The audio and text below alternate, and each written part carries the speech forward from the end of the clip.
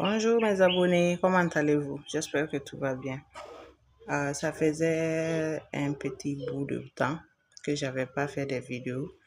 Donc j'ai décidé aujourd'hui, dû à mes occupations, j'ai décidé aujourd'hui de relancer la communication en vous partageant les 5 choses que j'aurais aimé savoir avant de rentrer dans un foyer toxique. Ok, la première chose, c'est que ce soit celui-ci ou un autre mariage, le mariage, c'est pas un long fleuve tranquille. Voilà, j'ai noté les 5 choses que j'aurais aimé savoir. Au fur et à mesure, je vais développer ça. Le mariage, c'est pas un long fleuve tranquille, il y a des hauts, il y a des bas.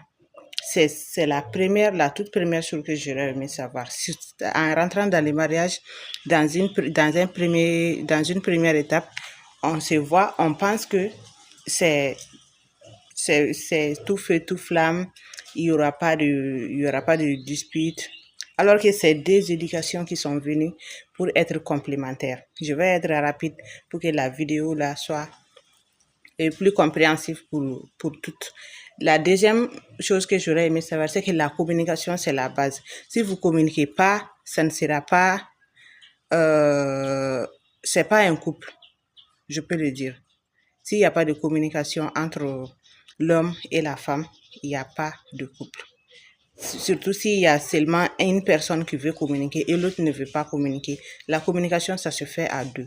Donc, sachez communiquer entre vous et sachez faire des concessions, ok, pour le bien du couple. Troisièmement, il faut analyser d'abord ta belle famille avant de rentrer dans un foyer quelconque. Analyse d'abord qui sont les parents de ton futur époux, qui est son père, qui est sa mère. Voilà, c'est ça qui va déterminer qui sont ses grands frères, ses grandes sœurs. C'est ça aussi qui va déterminer l'avenir de votre relation. Tous ceux qui sont passés par là savent de quoi je parle. Si tu as une belle famille aimante qui est bien, des fois, ils peuvent te défendre même au détriment de leur fils. Ok? Ça, c'est ceux qui pensent qu'ils sont des bonnes personnes.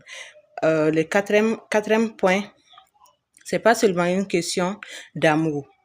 On peut aimer à la folie une personne, mais c'est pas seulement l'amour qui peut déterminer l'avenir du mariage. Pour avoir passé 7 ans de ma vie dans un mariage, donc je peux me permettre de donner ces petits conseils-là à mes petites sœurs.